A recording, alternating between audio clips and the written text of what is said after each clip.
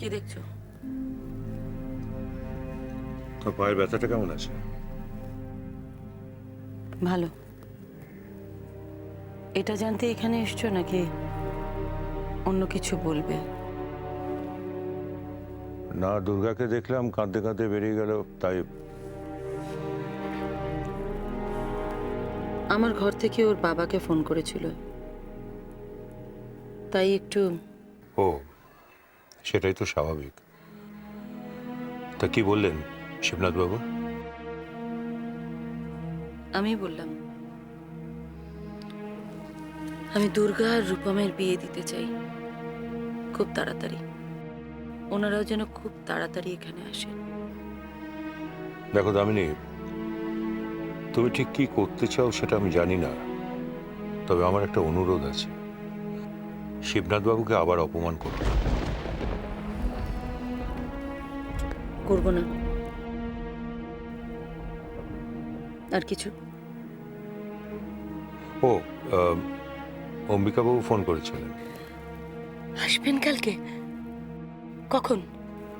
ঠিক বিকেল 4টের সময়। বিকেল 4টে? তুমি এক কাজ করো, বাড়ির সবাইকে বলে দিও কাল বিকেল 4টের সময় যেন বাড়িতে থাকে। আমি চাই সবার উপস্থিতিতে রূপম তার সম্পত্তি বুঝে নিক, তাহলে কারুর মনে কোনো প্রশ্ন থাকবে না, কোনো সন্দেহ থাকবে না। তুমি আমার হয়ে বলে দিও একটু।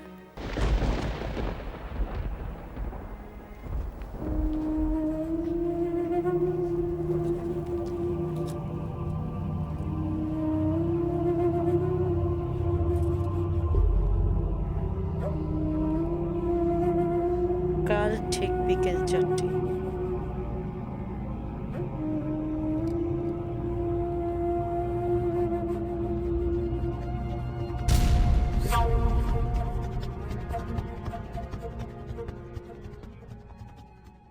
আমি একটা কথা বলি, আর সময় নষ্ট করো না।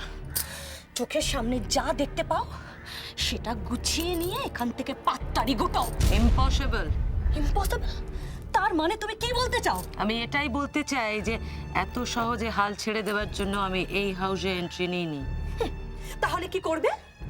এই দামিনী রায়চৌধুরীর দুর্গে বসে বসে আমার তো হাড়ে দুব্ব গজিয়ে গেল। Patience patience. আমার আসল কার্ডটা তো আমি এখনো প্লেই করিনি। ওটা আবার কি? অ্যাটম বোম, যেটা মিসেস রায়চৌধুরীর মাথায় ফাটবে অম্বিকা সেনের সামনে। তিনি তো আজই আসছেন, তারপর দেখ না হাটে হাঁড়িটা আমি কিভাবে স্ক্যাটার করি। Patience patience. তুমি আজকে আবার বেরোচ্ছ? বললাম তো আমার কাজ আছে। রাখো তো তোমার কাজ। কাজ আছে তোমার? কাজ মানে তো 2-4 পয়সা রোজগার করার জন্য ফ্যাপা করে ঘুরে বেড়ানো। আজকে এই বাড়িতে যে কোটি কোটি টাকার লেনদেন হচ্ছে সে খেয়ালটা আছে? তুমি তো নিজেই দুবেলা আমাকে নিজেই বলো যে আমি হচ্ছি আদার ব্যাপারী। কোটি টাকার সঙ্গে আমার কি সম্পর্ক শুনি? যার হাতে টাকা যাচ্ছে তারা থাকলেই তো যথেষ্ট। মেরি কুকুরের ল্যাজ হাজার চেষ্টা করলেও সোজা হবে না। জানোই যখন জানোই যখন তখন চেষ্টা করছো কেন শুধু শুধু? এই অদৃষ্টি আছে বলে তোমার সঙ্গে আমার বিয়ে হওয়ার পর কত জনের কোন পাপের ফল যে ভোগ করছে সেটা ভগবানই জানে। আমার সঙ্গে বিয়ে হয়েছে বলেই তুমি কোটি টাকার গল্প শুনে, গন্ধ শুকে, স্বপ্ন দেখে কোটি টাকার মালিকদের সঙ্গে গা ঘষাঘষি করে দিন কাটাতে পারছো, বুঝেছো? নইলে তোমার ওই মফস্বল শহরে টাউনের ওই টাইম কলের সামনে জলের বালতি নিয়ে দাঁড়িয়ে থাকতে হতো। কি বলে তুমি? এত বড় একটা কথা আমার বাপের বাড়ি তুলে তুমি আমাকে খোঁটা দিতে পারলে? নীলা, খোঁটা আমি তোমায় দিচ্ছি না নীলা। আমি তোমাকে জাস্ট তোমার নিজের জায়গাটা বোঝানোর চেষ্টা করছি। তুমি তো নিজেকে আকাশে তুলে ফেলেছো, সেখান থেকে পড়লে খুব লাগবে, ভীষণ লাগবে। তুমি আমাকে কি ভেবেছো বলো তো? আমি এতদিন ধরে গাবজাল দিচ্ছিলাম? শোনো, নিজেকে না এমনি এমনি আকাশে আমি তুলিনি। এই বাড়িতে মামুনির কাছাকাছি মামুনির সব থেকে বিশ্বস্ত লোক যদি কেউ থেকে থাকে সেটা হচ্ছে আমি। আমার মামুনিকে সব থেকে বেশি দরকার, আমাকে মামুনির সব থেকে বেশি দরকার, বুঝেছো? আর সেই জায়গাটা পৌঁছানোর জন্য আমাকে যথেষ্ট পরিশ্রম করতে হয়েছে, বুঝেছো? যথেষ্ট পরিশ্রম। তোমার মতন ঘরের খেয়ে বনের মোষ তাড়ালে না, আজকে এই দুটো মেয়েকে নিয়ে ফুটপাতে গিয়ে দাঁড়াতে হতো।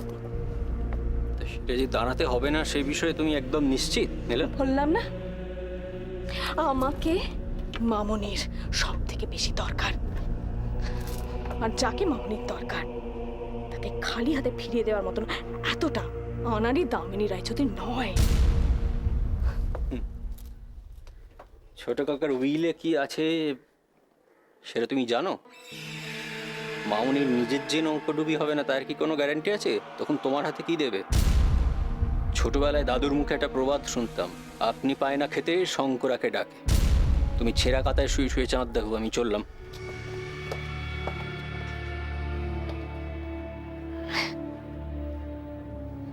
অরূপ, সত্যিই তুমি বোকা, সত্যি তুমি বোকা। তাহলে এতদিনেও তুমি মামুনিকে চেনোনি? আমি চিনেছি। আমি উইলে যাই থাকুক না কেন, শেষ চালটা মামুনি দেবে।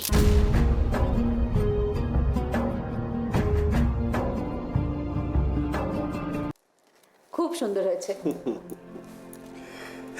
এই দেখো, এই যে এইটা আর ওই তোমার হাতেরটা, এই দুটো ওর দুই যা আছে তাদের জন্য এনেছি। হ্যাঁ গো, তুমি তো ওদের দেখেছো, ওদের গায়ের রং কিরকম? ফর্সা না হলে কিন্তু এই রং মানাবে না। আর জয়া, তুমি যে কি বলো না, দুধে আলতায় রং ওদের, বুঝলে? হ্যাঁ, বনেদি বাড়ির বউ, ওরকম তো হবেই।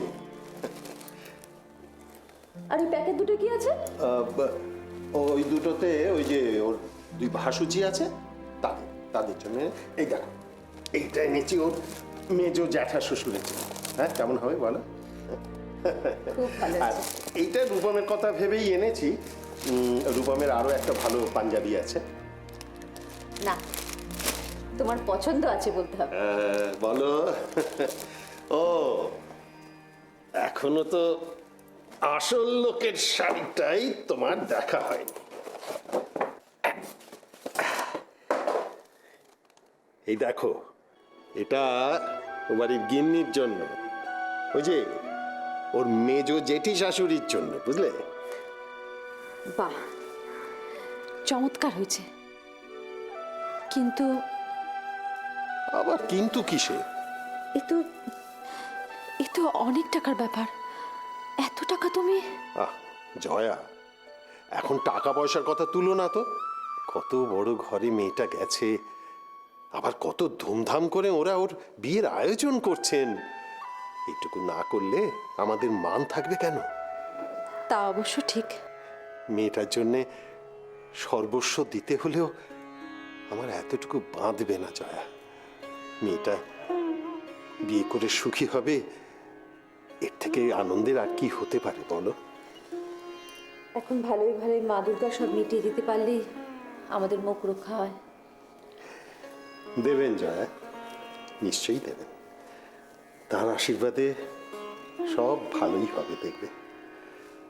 শুধু আনন্দের দিনে ঠাকুর মশাই থাকতে পারলেন না, এই জন্যই মনটা বড় খারাপ লাগছে।